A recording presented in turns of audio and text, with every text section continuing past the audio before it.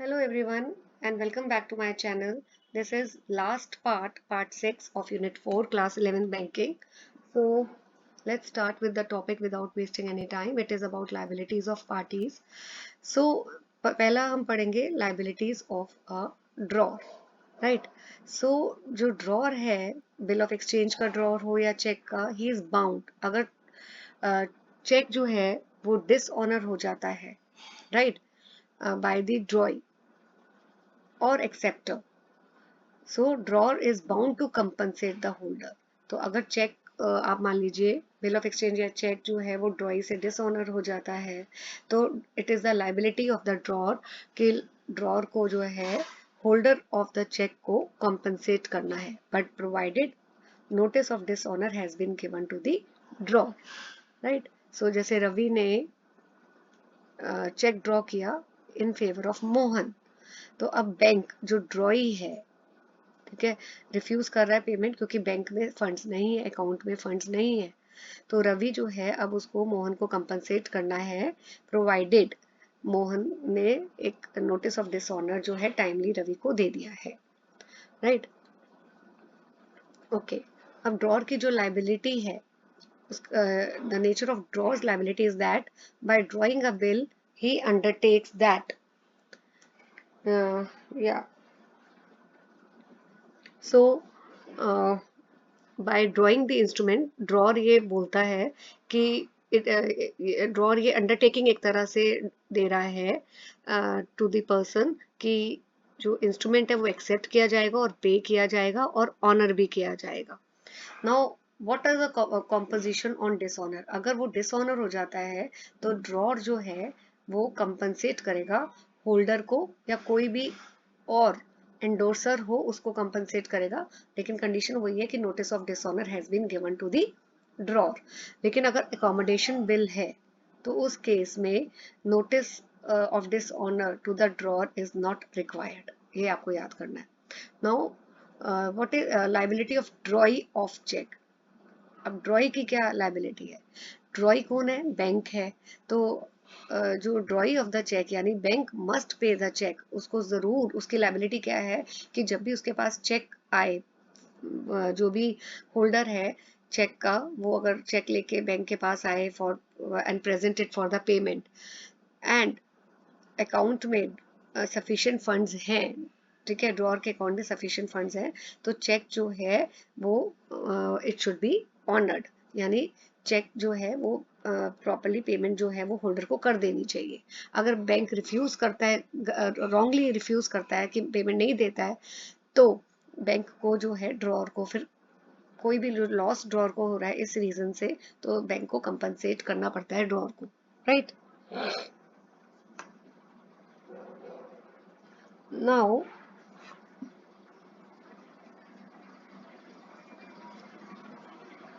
so after this the next topic is basically uh, yes, banker is bound to pay the check of the drawer if the following conditions are satisfied। अब मैंने आपको बताया कि bank ने गलती से refuse कर दिया है होल्डर ऑफ द बिल को, पैसा नहीं दिया है जबकि सफिशिएंट फंड्स भी थे ड्रॉर के अकाउंट में, तो अब बैंक कंपनसेट करेगा, ठीक है, ड्रॉर को, लेकिन ये कंडीशन सेटिस्फाई होनी चाहिए कि बैंकर के अकाउंट में सफिशिएंट फंड्स थे, और उसके बाद सेकंड इसमें क्या लिखा है, अगर मनी जो है available in the drawer's account, तो बैंक जो है will pay the cheque if those funds are legally free for payment. तो फंड्स जो है these are properly applicable to the payment of such cheque. अब इस लाइन का मतलब क्या है, थोड़ी सी लीगल लैंग्वेज में है कि अगर जो अकाउंट में फंड्स पड़े हैं वो दे आर अंडर सम लेन, अगर बैंक ने जो है रवि के अकाउंट में सपोज 50,000 पैसा है और बैंक ने ये पैसा अंडर लेन अपने पास रखा है क्योंकि बैंक से कोई लोन लिया था रवि ने, और रवि ने वो लोन नहीं रीपे किया, तो बैंक ने उस पैसे को अपने पास एज अ सिक्योरिटी रखा हुआ है। तो चाहे उसके अकाउंट में पैसा है तो भी it is not properly applicable for cheque payment, तो बैंक रिफ्यूज कर रहा है। तो बैंक कब जो है कंपनसेट करेगा ड्रॉर को, अगर वो जो फंड्स उसके अकाउंट में, ड्रॉर के अकाउंट में पड़े हैं, they are not under any kind of lien, right. Now तो अगर बैंक अनजस्टिफाइड है, ऐसे ही गलती से रिफ्यूज कर रहा है, चेक ऑनर नहीं कर रहा है, तो bank is liable to pay the damages. Now liability of maker of note and acceptor of bill. तो अभी हमने ऊपर जो पढ़ा था वो था liability in case of drawer and drawee of check. अब हम पढ़ेंगे liability of maker of note and acceptor of bill. तो liability of, आप यहाँ से देखिए जहाँ मैं स्टार बना रही हूँ, liability of maker का मैंने यहाँ शॉर्ट नोट लिखा हुआ है। तो जो मेकर है प्रोमिसरी नोट का, जिसे प्रॉमिस किया कि मैं पे करूंगा, तो he is liable to pay the amount at maturity. तो जब भी मेच्योरिटी होती है, he has to make the pay, he has to make the payment. तो ए ने अगर प्रोमिसरी नोट साइन किया है और बोल रहा है बी को कि मैं 50,000 दे दूंगा आफ्टर 3 मंथ्स, तो ए कौन हुआ? मेकर। बी कौन हुआ? पे। तो 3 मंथ्स के बाद ए मस्ट पे 50,000 टू बी। अब हम पढ़ते हैं liability of acceptor of bill of exchange, right. So acceptor of bill of exchange जो है, ही इज प्राइमरीली लाइबल। तो जब वो बिल एक्सेप्ट कर देता है तो उसको he is liable to pay the amount at maturity, right. और अगर जैसे इसमें देखिए लिखा हुआ है, ए ने गुड्स सेल किए बी को 20,000 के, और ए ने बिल ड्रॉ किया बी के ऊपर which is payable after 2 months. B ने बिल एक्सेप्ट कर दिया, साइन कर दिया, तो 2 महीने के बाद बी को जो है 20,000 होल्डर को पे करने हैं। Now liability of endorser. So endorser जो है, he is bound to every subsequent holder in case of dishonour. अगर कोई एंडोर्सर है, उसने आगे बिल जो है किसी और को एंडोर्स किया है, ठीक है, और वो बिल डिसऑनर हो जाता है, तो वो जो एंडोर्सर है, वो जितने भी सब्सिक्वेंट होल्डर होंगे बिल के, he is bound to every subsequent holder, he is bound to compensate such holder, right। तो जैसे ए ने यहाँ पे देखिए बिल ड्रॉ किया बी को, ए ने बिल ड्रॉ किया बी को, बी ने इसको आगे इंडोर्स यानी ट्रांसफर कर दिया सी को, सी ने कर दिया डी को, राइट। सो अगर बिल डिसऑनर हो जाता है तो डी क्या करता है? D can recover the amount from C, right, he can recover the amount from B also, previous endorser। thus every endorser जो है is liable to the parties subsequent to him। तो जो भी endorser है, वो आगे जो जितने भी होल्डर्स हैं, ठीक है, उनका इंडोर्स जो भी इंडोर्सर्स है, every endorser he is liable to parties subsequent to him. जो उसके बाद की पार्टीज हैं, उन सब के लिए ही is liable and responsible. Okay.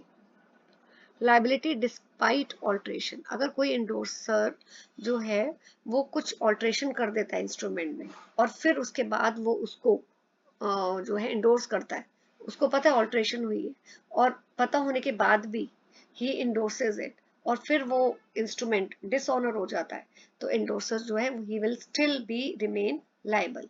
जैसे ए ने चेक अमाउंट जो है, चेक अमाउंट जो है वो ऑल्टर हो गया, ए पर्सन का नाम ही है, चेक अमाउंट जो है ऑल्टर हो गया, बी ने सी को वो चेक जो है ट्रांसफर किया, राइट, लेकिन उसमें अमाउंट जो है वो एंडोर्स होने से पहले ही ऑल्टर हो गया था। तो अगर वो चेक डिसऑनर हो जाता है, तो ये नहीं बोल सकते कि B is free from the liability, B will still be remain liable to C. Next thing is, जो लाइबिलिटी है पार्टीज की, वो जॉइंट एंड सेवरल होती है। इसका क्या मतलब है? होल्डर जो है वो सारी पहले वाली पार्टीज को एक साथ भी स्यू कर सकता है, या एक एक करके सेपरेटली भी उनको स्यू कर सकता है। This is the meaning of liability of prior parties. इसकी एक्सप्लेनेशन मैंने यहाँ शॉर्ट नोट में लिखी है।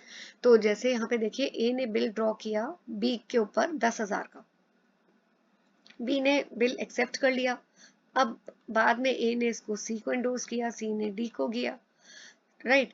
तो अगर बिल जो है डिसऑनर हो जाता है तो D can recover the amount from B, from A, from C, और all of them jointly, separately भी या ज्वाइंटली भी। नाउ लाइबिलिटी इंटर से, इसका क्या मतलब है कि इंटर से का मतलब होता है अमंग देमसेल्फ। तो जितनी भी पार्टीज है नेगोशिएबल इंस्ट्रूमेंट की, चाहे वो मेकर हो, ड्रॉर हो, राइट, एक्सेप्टर हो, इंडोर्सर हो, इन सबकी लाइबिलिटीज हैं towards one another. But maker और एक्सेप्टर की प्राइमरी लाइबिलिटी है, इंडोर्सर्स की जो है वो सेकेंडरी लाइबिलिटी है। तो जो होल्डर है he can recover the money according to the position and responsibility of each party. Now liability of acceptor of forged forged endorsement। तो अगर कोई एक्सेप्टर है, उसने बिल एक्सेप्ट किया है and that bill already contains a forged endorsement, तो he cannot escape the liability। अगर उसको पता था कि ये जो बिल वो एक्सेप्ट कर रहा है, ठीक है, इट इज फोर्ज्ड एंडोर्समेंट, तो वो अपनी लाइबिलिटी से नहीं बच सकता, right. Then next is acceptor's liability on a bill drawn in fictitious name. तो कई बार बिल क्या होता है, बिल इज ड्रॉन, यहाँ देखिए मैंने लिखा है this, in a fake imaginary name. Even then अगर बिल जो है फेक नेम पे ड्रॉ किया गया है, एक्सेप्टर जो है अपनी लाइबिलिटी अवॉइड नहीं कर सकता if bill appears regular and endorsement matches the drawer's signature। I'm repeating,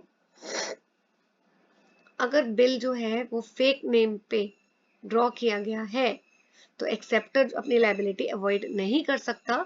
अगर बिल जो है वो रेगुलर लग रहा है, फोर्ज्ड फेक नहीं लग रहा है, और इंडोर्समेंट में के जो इंडोर्समेंट जो है वो ड्रॉर के सिग्नेचर से मैच कर रहे हैं।